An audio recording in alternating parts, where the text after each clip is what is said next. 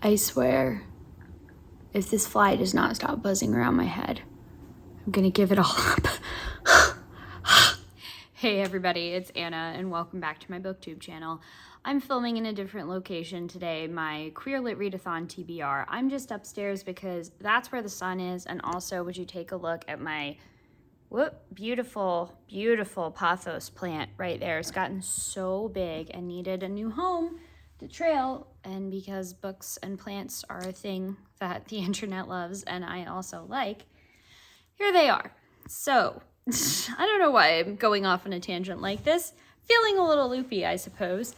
Oh crap, that reminds me, I forgot my iced tea. I'll be right back. Because I am a walking Pacific Northwest stereotype, this is iced tea that actually has hops in it. It's citra hops and white peony tea. And may I just say, it is delicious. Okay, so what are we here to talk about today? Queer books. Yes, queer books. The majority of what I read, to be perfectly honest, my husband asked me this question of, how many books did you read by Black authors this last year? How many books did you think you read by men? And the gender, split up divide among identities is pretty diverse, all things considered, but I do mostly just read queer books. Yeah. So, Queer Lit Readathon, yes. This is co-hosted by Rogan and Kathy. You've probably heard about it. I've done it several times now on this channel, your friendly neighborhood Best Buy. In case you didn't know, hi, I'm Anna. I'm bisexual. I use she, they pronouns, and I'm some variety of gender fluid, genderqueer, trans umbrella. Yeah. And I was actually a guest host of Queer Lit Readathon not that long ago. Well, it was a while ago now. It's probably 3 years. The time doth fly. But yes, we love Queer Lit Readathon in this house. And I want to share with you the books that I'm going to be reading for the week. It starts, I believe, Sunday. Yes, it starts on Sunday, the 5th of June, and goes for an entire week. So until the 12th or 13th, something like that. And yeah, the goal is to just read queer books. There's a bingo board that you can try and complete. I am not going to try and complete the bingo board because I have already given myself a lot of books to choose from, and I'm trying to read books that I already have on my shelves. So I kind of narrowed it down a little bit. I have 5 books that I think I can read in the week, and then I have 2 more that I'll get to if I have time. So let's do the 5 books first. So the first one I actually might start today, a little bit early, and that's Queerly Beloved by Susie Desmond. This is a queer romance about a woman who is this semi-closeted queer baker who gets asked to be a bridesmaid at a wedding, and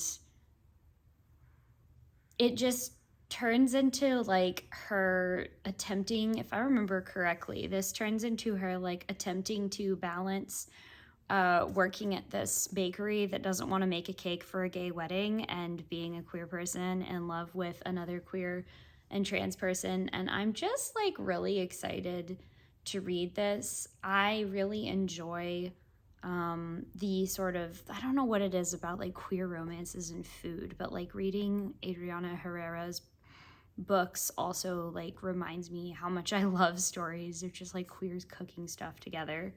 And of course there's a Tea Dragon Society. I don't know. I'm super excited for this. I bought this last month after a book club meeting because I just saw the cover and I knew I needed to read it and I wanted to have it. I'm really trying hard to get the book club to pick this for the read for June. So if it is, that'll be a nice double bingo for me. But yeah, even if it's not the book club pick, I'm really gonna like reading it. Okay, the next 2 are some installments in these quick and easy guides. So we have a quick and easy guide to asexuality by Molly Muldoon and Will Hernandez, and a quick and easy guide to consent by Isabella Rotman, colored by Luke B. Howard. So these are just short little comic books in like a very informational, easy to access style of storytelling. And they're just basic introductions to usually like queer identities. The first one was the quick and easy guide to they them pronouns. There's been one about queer and trans identities, one about sex and disability. So it's just kind of a overarching comic series that is like a good introduction that you can give to somebody in your life, or if you're looking to learn more about like this fly, god damn it. If you're looking to learn more about like queer and trans identities yourself, definitely good to pick up. I'm actually just collecting all of the books, which is why. Also, there's just not enough books in my library about ace representation. There were for a while. I donated a bunch of them when I moved, and gave them to like Out of the Closet and stuff. So hopefully they went on to find very happy, welcoming ace readers. But yeah, I'm excited for that. And then we have the other like theme, the unofficial theme of this is apparently that I'm reading a lot of memoirs. So I bought a couple of these books yesterday. This one is called Rust Belt Femme by Rachel Ann Jolie, and it's kind of exactly what it sounds like. It's about this woman that was, you know, probably a little bit older than me, but like growing up queer femme in the Rust Belt and getting into, you know, punk and all of these other things. I'm really excited to read this. I believe that the writer I found out about via Bitch magazine, which is sadly not going to be printed physically anymore. But I'm excited to read this book. And then we also have First Spring Grass Fire by Ray Spoon. This is a book by a transgender indie singer-songwriter, and it's about her experiences growing up queer from a very hardline Pentecostal family in Alberta in Canada.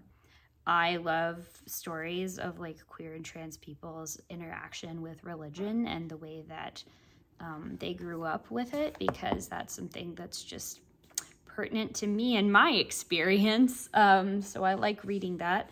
And those are the books that I'm hoping to get to in the week. And then I have 2 extras that's like in case I have time, but I will probably try to read them this month.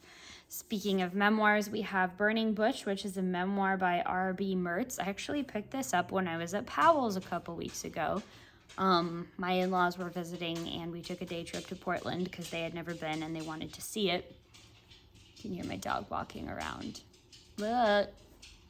And yeah, this is, again, a story about a young trans non-binary butch growing up in a Catholic family and their experiences. And I just have been on such a memoir kick recently. I've really enjoyed just getting to read people's accounts of themselves and accounts of their lives. Like, it's really neat to be able to have that degree of a life within context that you get from a memoir that you don't get from a biography, say, or something that is, you know, designed to be more distant and like factual.